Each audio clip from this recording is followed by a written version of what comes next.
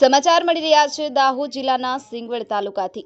સિંગવડ તાલુકામાં તાલુકા શાળા સિંગવડ બીઆરસી ભવન અને તાલુકા શાળાના નવનિર્મિત વર્ગખંડ લોકાર્પણ માન્ય આદિજાતિ વિકાસ પ્રાથમિક માધ્યમિક અને પ્રૌઢ શિક્ષણ ગુજરાતના મંત્રી કુબેરભાઈ ડિંડોરના હસ્તે ભવ્યાતિ ભવ્ય રીતે કરવામાં આવ્યું હતું।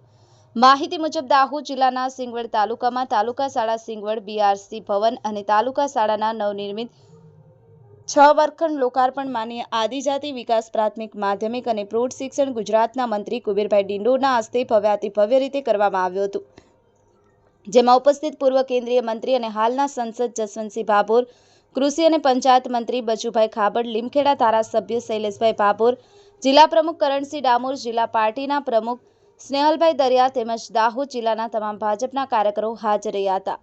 મુખ્ય મહેમાનોનું ફુલહાર કરી સ્વાગત કરવામાં આવ્યું હતું। સાંસદ જસવંતસિંહ ભાભોર દ્વારા પ્રસંગને અનુરૂપ ઉદ્બોધન કર્યું હતું। શિક્ષણ મંત્રી કુબેરભાઈ ડિંડોરે ગુજરાત સરકારના વખાણ કરતા શિક્ષણ ક્ષેત્રે થયેલ વિકાસની વાતો કરવામાં આવી હતી।